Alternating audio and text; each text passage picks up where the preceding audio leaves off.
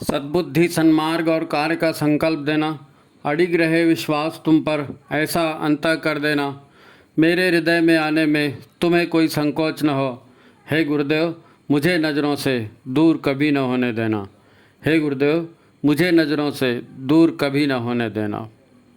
नमस्कार, गायत्री चिंतन धारा के इस सतत प्रवाह में आपका स्वागत है। मित्रों, हम सब ईश्वर की कृपा चाहते हैं, ईश्वर के आशीर्वाद चाहते हैं, गुरुदेव की कृपा चाहते हैं, गुरुदेव के आशीर्वाद चाहते हैं। अब वो हमारे सामने है तो नहीं, तो उनसे संवाद कैसे करें, उनसे बात कैसे करें, अपनी बात उन तक पहुंचाए कैसे? क्या ईश्वर किसी की सुनते हैं? क्या सद्गुरु किसी की सुनते हैं? सुनते हैं तो किन की सुनते हैं, किन की नहीं सुनते हैं? वो कौन सी भाषा जानते हैं, उनसे कौन सी भाषा में बात किया जा सकता है? क्या उनको सभी भाषाएं आती हैं? सभी कहते हैं कि वो ईश्वर को मानते हैं कि कोई तो भी एक सुप्रीम पावर है, लेकिन वो कौन है, वो काम कैसे करता है, उसकी सहायता से लाइफ को बेहतर कैसे बनाया जा सकता है, ये नहीं मालूम। फिर ईश्वर को माने या नहीं माने क्या फ़र्क पड़ता है? नहीं साहब, हम मानते तो हैं, जानते तो हैं, लेकिन कैसे कांटेक्ट करें नहीं मालूम, तो क्या मतलब फिर, है नहीं? तो किसी ने कुछ कह दिया, उसी को सच मान लिया, उसी में पैसे भी लगाए, समय भी लगाया, फिर भी दुख तकलीफ कम नहीं हुई। तो तकदीर ऐसी है बोल के शांत हो गए, या इसको उसको दोष देते रहे।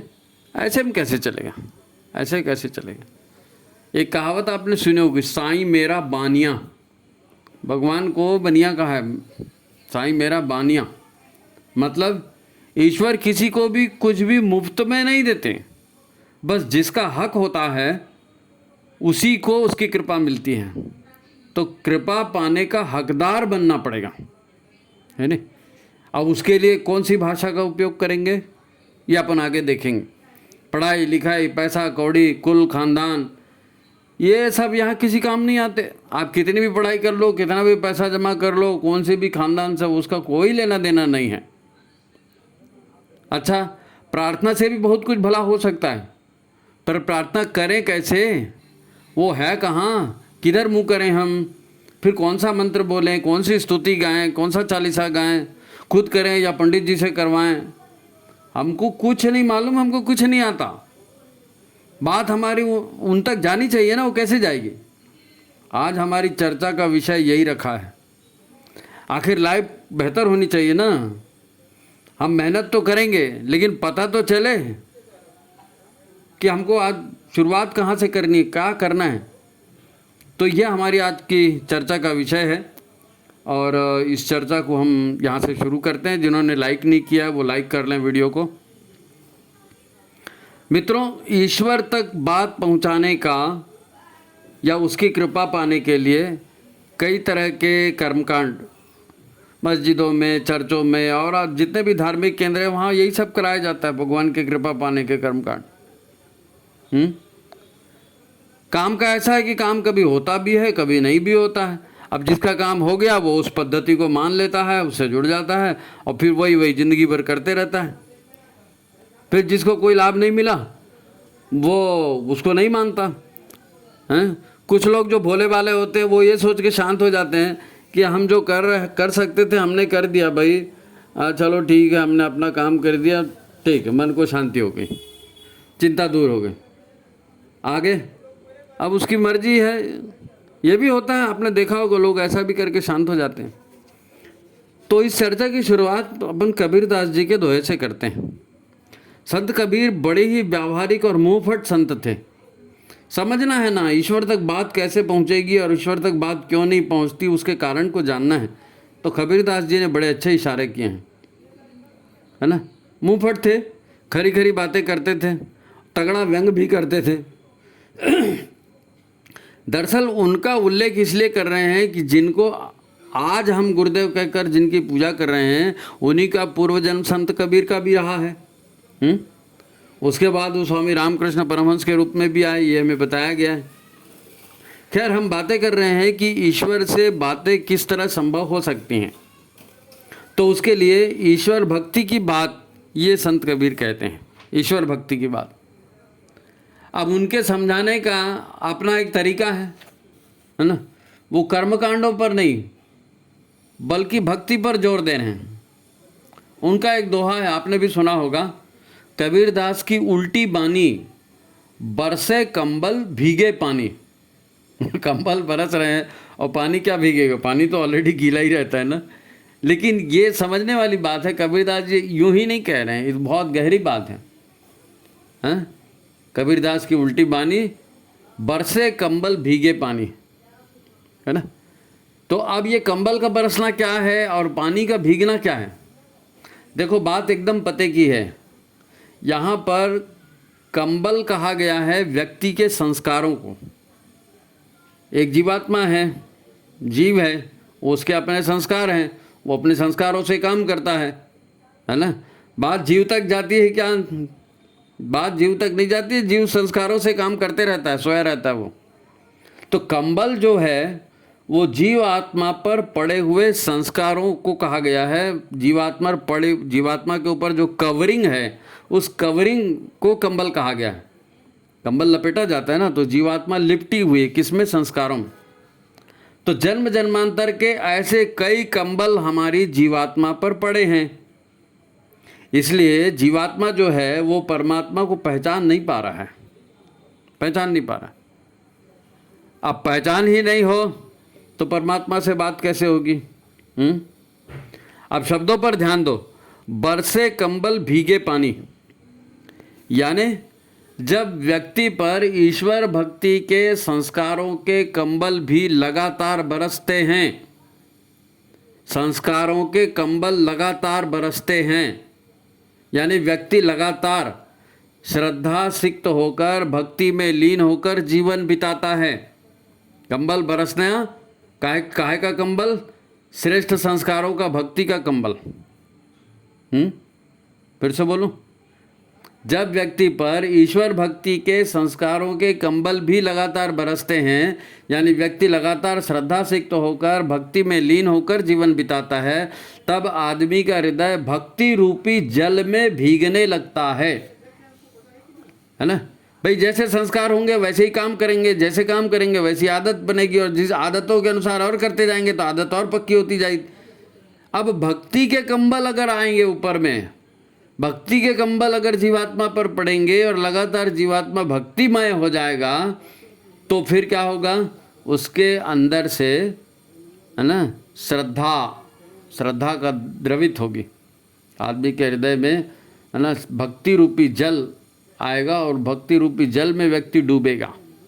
भक्ति में डूबते हैं मतलब भक्ति रूपी जल में डूबते हैं। यानी ईश्वर भक्ति की तरफ हर कोई नहीं जाता है। कौन जाता है? जिसको लगातार सत्संग मिलती है, जो लगातार स्वाध्याय कर रहा है, जो लगातार भक्ति के कंबल ओढ़ रहा है। आज देखो, आदमी कपड़े बदल लेगा, भक्ति के गीत गाएगा, पूजा पाठ जो भी लोग करते हैं वो सब वो करेगा, है ना। जब तक वो समर्पित भक्ति के रूप में नहीं जाएगा, ईश्वर का ध्यान उसकी तरफ नहीं जाएगा। ये थोड़ा कठिन लग रहा है, आगे और समझते हैं। कबीरदास जी कहते हैं, मलमल धोए शरीर को, है ना, और धोया न मन का मैल। मलमल धोया शरीर को, धोया न मन का मैल, नहाए गंगा गोमती, रहे बैल के बैल। अब यहाँ भी वही बात कही जा रही है कि व्यक्ति का जो अंतरंग है उसके ऊपर कुसंस्कारों के कंबल पड़े हैं जन्म जन्मांतर के। तो हम बात तो गंगा गोमती जैसी पवित्र नदियों में स्नान करने की करते हैं, सोचते हैं कि इससे हमारे पाप धुल जाएंगे, पर वो मन का मैल, वो कुसंस्कारों के कंबल वो तो नहीं हट रहे हैं ना। तो क्या हो रहा है? तो क्या हो रहा है? इतनी बार गंगा नहाया फिर भी बैल के बैल, यानी पशु के पशु, क्योंकि वो संस्कार हटने हैं, वो संस्कार हटने हैं, है ना। जीवन में पशुता के संस्कार तो गए ही नहीं। बात तो ईश्वर से बात करने की हम कर रहे हैं ना, तो ईश्वर से बात होती है, वो भी बिना बोले होती है। ईश्वर से बिना बोले बात होती है, पर कब होती है? जब मन पर कषाय कलमश के कंबल नहीं होते, जब मन में श्रद्धा नहीं होती, समर्पण नहीं होता, तो बात भी नहीं होती। फिर आप किसी भी भाषा में बात करें, चाहे जितने जोर से स्पीकर लगा के और भगवान का स्तुति गान करें और उसके बारे में बहुत सारे प्रवचन दे लें जोर जोर से, हाँ नहीं। इसलिए गुरुदेव ने कहा कि बेटा कुसंस्कारों के कंबल कैसे हटते हैं, एक एक बुराई को छोड़ते जाइए, एक एक बुराई को छोड़ते जाइए, अपने ऊपर से एक एक कंबल हटाते जाइए, तो भीतर में तो ईश्वर है ही। अहम तत्वमसि, मैं वही परम तत्व हूँ। दुख मुसीबतों से मुक्ति के लिए क्या करने को कहा जाता है? किसी से भी बात कर लीजिए, मोटिवेशनल से स्पीकर से बात कर लीजिए, गुरु से बात कर लीजिए, क्या कहेंगे? वो कहते हैं आत्मशक्ति का जागरण करो।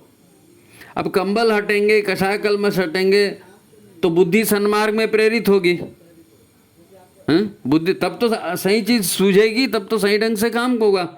गायत्री मंत्र यही तो प्रार्थना है ना, उसको श्रद्धा के साथ पूरी विश्वास में डूब कर करना है।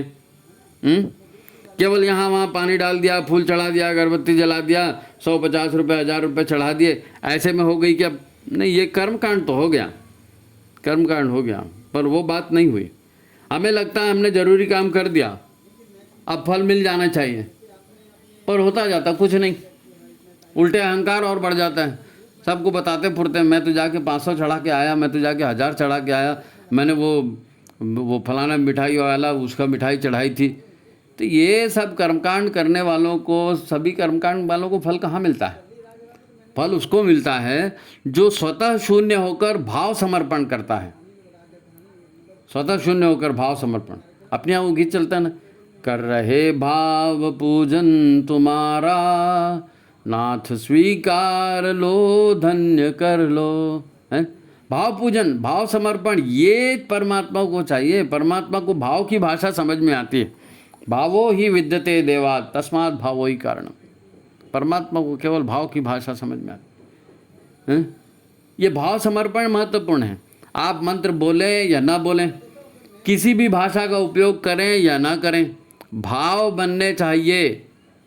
भगवान शब्दों पर नहीं जाते हैं, वो तो शब्द तो जीभ से बोले जाते हैं ना, वो बनावटी भी हो सकते हैं, झूठे भी हो सकते हैं।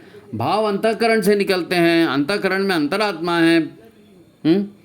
परमात्मा को उस अंतरात्मा की चिंता है। जब ये कहा जाता है कि परमात्मा अंतरात्मा की पुकार को सुनता है, तो उसका यही अर्थ है कि वो परमात्मा की भावना या अंतरात्मा की भाव संवेदना से जुड़ा हुआ है। परमात्मा किससे जुड़ा है? हमारे से भाव संवेदना से जुड़ा हुआ। वो ऊर्जा है, वो ऊर्जा है। ये संसार ऊर्जा का खेल है। शब्द और भाषा का उपयोग प्राणी आपस में बात करने के लिए करते हैं। जितने भी प्राणी हैं उनकी अपनी अपनी भाषा है, वो आपस में बात करना होता है तो अपनी भाषा में बात करते हैं, ठीक है, जायज़ है, उनको संसार में रहना है। ईश्वर से या गुरु से संवाद अंतरात्मा के भावों से होता है। इसे याद रखो आप, ईश्वर और भगवान गुरु से बात करना है तो वो अंतरात्मा के भाव संवेदना से बात होगी। ये जीवन का महत्वपूर्ण सत्य है, इसको भूलना नहीं। हम ईश्वर की भाषा में ही ईश्वर से संवाद कर सकते हैं। अब इसे दूसरे ढंग से समझते हैं, दूसरे ढंग से समझ के देखते हैं। समझ में आना जरूरी है ना। परमात्मा को सबका पिता कहा गया है, ठीक है। जितने भी प्राणी हैं, कीट पतंग हैं, सब परमात्मा ने बनाए हैं, वो उनका पिता है। तो परम पिता परमेश्वर, इसीलिए परमात्मा को कहा गया है। अब हाथी है, गेंडा है, हिरण है, खरगोश है, यानी मनुष्य से लेकर हर छोटा मोटा कीट पतंग, पेड़ पौधा, सब उसी के संतानें हैं। हर कीट पतंग, हर पेड़ पौधे की बात करें तो सब आपस में अपने अपने तरीके से बातचीत करते हैं। पेड़ पौधे भी बात करते हैं आपस में। अब हम मनुष्यों को ही लो, इस धरती पर मनुष्यों की लाखों भाषाएं हैं। ऐसे में भगवान किसकी भाषा में बात करेगा? किसकी भाषा में बात करेगा? हैं? सब भगवान के बच्चे ना, सब भगवान की पूजा करते, सब भगवान की प्रार्थना करते, तो किसकी भाषा? यानी भगवान को सब प्राणियों की भाषा सुननी पड़ेगी, फिर उसका अर्थ समझने के लिए उसका ग्रामर भी सीखना पड़ेगा। पागल हो जाएगा भगवान इतनी भाषा सीखते सीखते। तो ये भगवान की भाषा नहीं है, ये आपस में संवाद करने की भाषा है। भगवान की भाषा कौन सी है? भावों की भाषा। आपके भाव नहीं बने ना तो कुछ नहीं होने वाला है। भाषाएं हम प्राणियों ने अपनी सुविधा से, अपनी बातचीत के लिए बनाई हैं। परमात्मा भाव जगत को महत्व देता है। भाषा कोई भी हो, भाव और भावना का महत्व है। एक भाषा प्रेम की होती है, एक भाषा क्रोध की, हिंसा की होती है, एक दया करुणा की भाषा होती है। ये सब दयावान होगा वो समझ जाएगा दया कर रहा है, क्रोध होगा समझ जाएगा क्रोध कर रहा है, वो सब हो जाता है, घटित हो जाता है, उसके साथ प्राण जुड़ जाता है और वही काम हो जाता है। ये बोली नहीं जाती भाषा, ये केवल ऊर्जा तरंगे हैं, भावों की ऊर्जा तरंग है। जब मन अंतरात्मा से प्राण लेकर, है ना, उसे विचारों से जोड़ता है, विचार उठते हैं ना मन में, तो मन क्या करता है, विचारों को उसको अच्छे लगते हैं तो उसमें प्राण जोड़ देता है, भाव बन जाते हैं, भाव में और प्राण जोड़ देता है तो फिर वो क्रिया रूप में परिणित हो जाते हैं इंद्रियों के द्वारा। परमात्मा ऊर्जा तरंगों की भाषा को समझते हैं।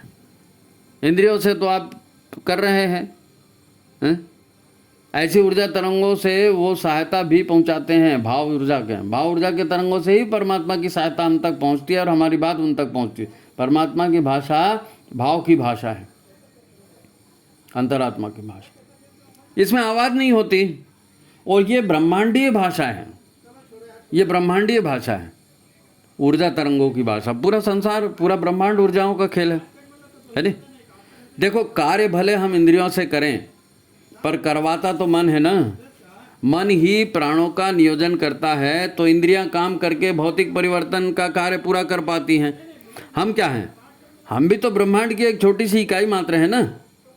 अब ब्रह्मांडीय ऊर्जा से मदद चाहिए तो बात तो भाव संवेदना से ही होगी।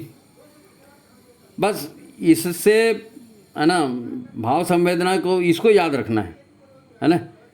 इसमें प्रखर प्राण लगने चाहिए, प्रखर प्राण इसमें लगने चाहिए। हम जो मंत्र बोलते हैं ना, शुद्धता पवित्रता से उनका उच्चारण किया जाए तो वो मन की शक्ति को प्रचंड बनाते हैं। मन को मना नाम त्रायते सा मंत्र है, ऐसे कुछ बोलते हैं। जो मन को बदल देता है वो मंत्र है।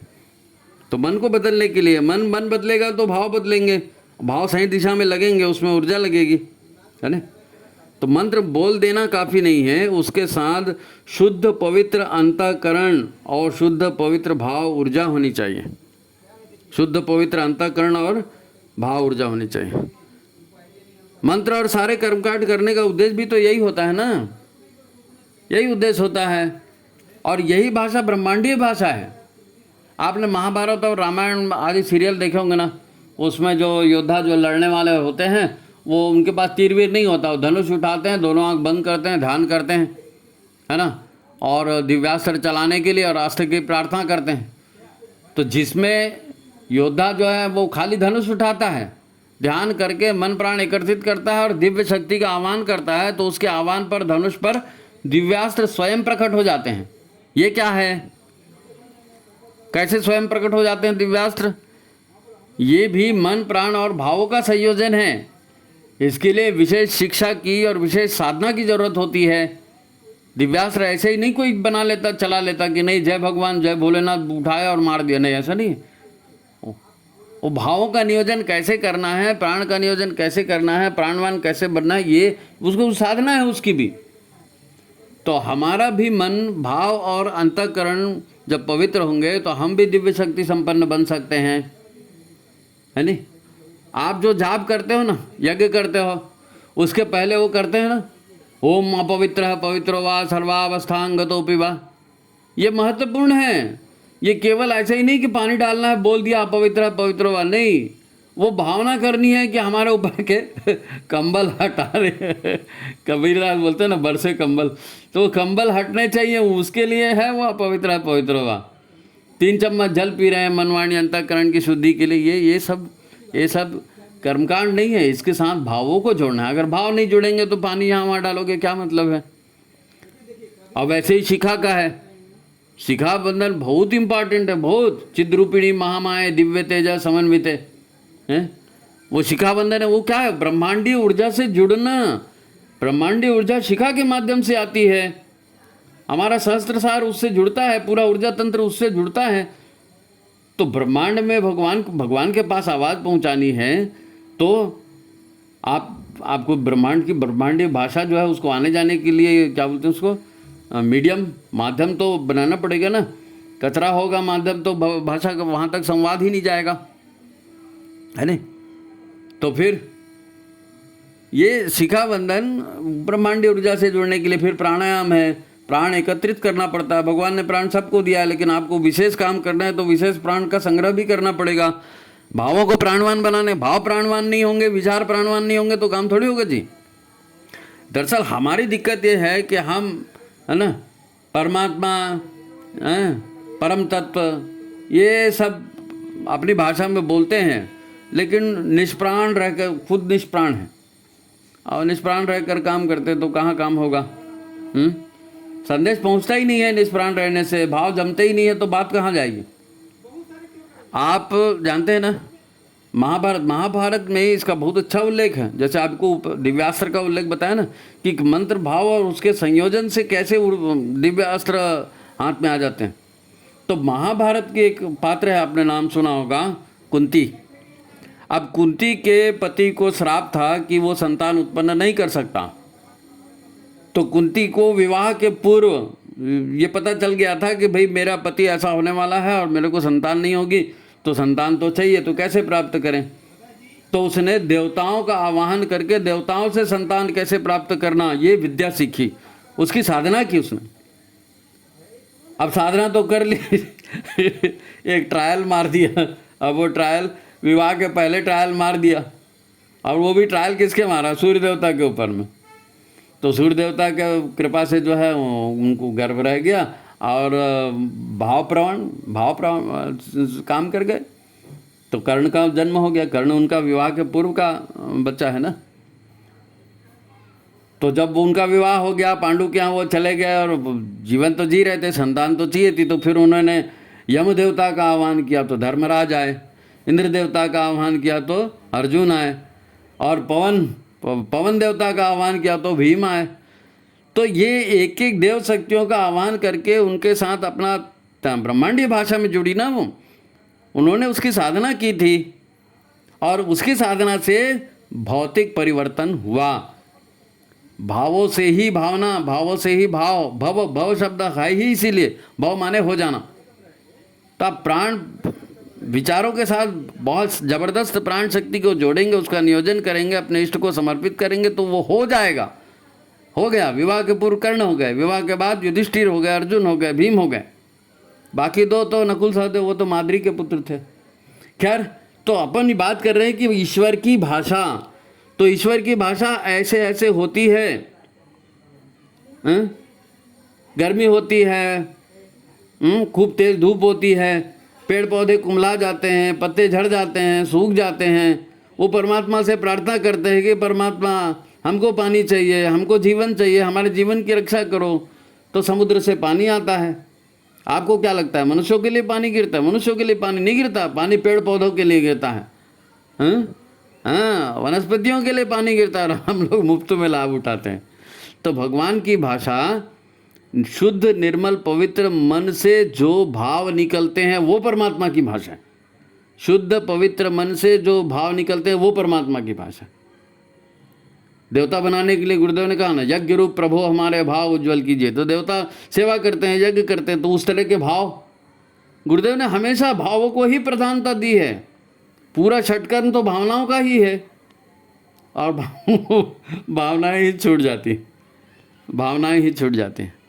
तो ऐसा नहीं है, भावनाओं की तरफ ध्यान देना है, और भावनाओं की तरफ ऐसा ध्यान नहीं जाएगा। अब ये कलयुग में और इस तरह की मशीनी ज़िंदगी जी रहे हैं, तो मशीनी ज़िंदगी में तो मन स्थिर ही नहीं होता, मन स्थिर नहीं होता। मन स्थिर रखने के कोई उपाय नहीं। पूजा के लिए ले दे के भाई 10 मिनट है पूजा करके आता हूँ, तो 10 मिनट में पूजा करके आता हूँ तो क्या क्या करोगे? तो वो भगवान का जो कमरा है या भगवान के जो भी रखने की जगह है उसको साफ सूफ किए, और अगरबत्ती की काड़ी फेंके, और माचिस की काड़ी फेंके, और नए फूल चढ़ाए, फलाना ठिकाना, वो निकल गया 10 मिनट। अब वो काम जैसे काम कर दिए, भाव कहाँ जुड़े जी? बिना भावना के काम है, बिना भावना के भगवान से बात नहीं हो सकती। अगर आप भावना से बात करेंगे तो कैसे बात करेंगे? भावना से कैसे बात होती है? भावना से बात नहीं होती। भावना कोई शब्द थोड़ी है।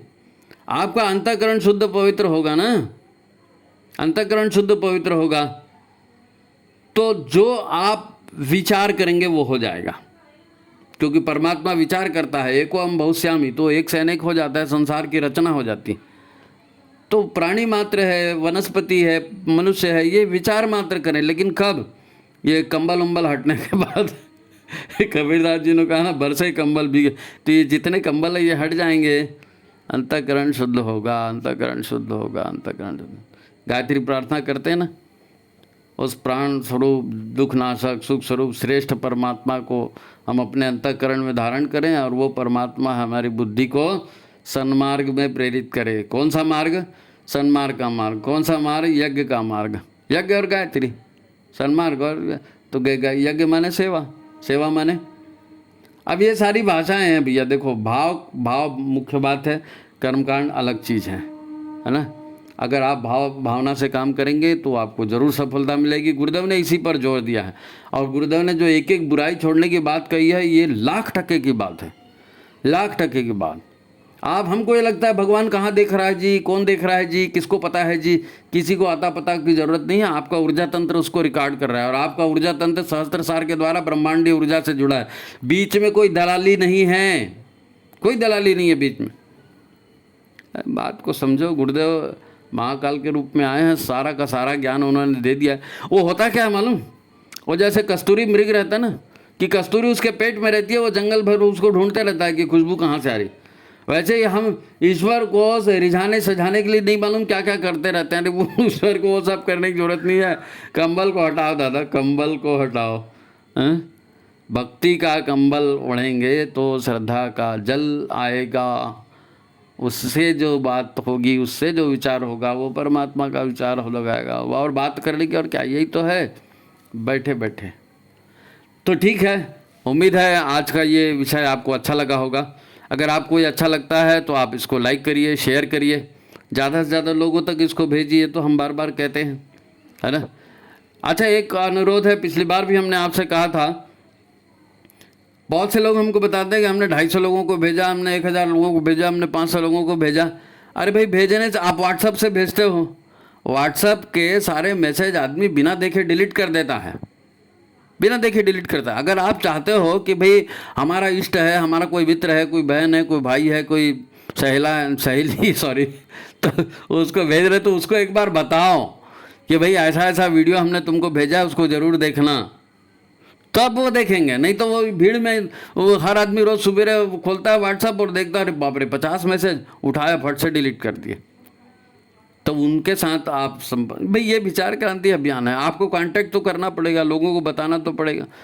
खाली भेज दिया बोलने से कुछ नहीं होता। हम खुद ही, ये चैनल की ओर से ही कम से कम 2.5 लाख लोगों को वीडियो भेजा जाता है, कम से कम 2.5 लाख 3 लाख लोगों को। कितने लोग देखते हैं? क्योंकि सब उठा के डिलीट करते हैं।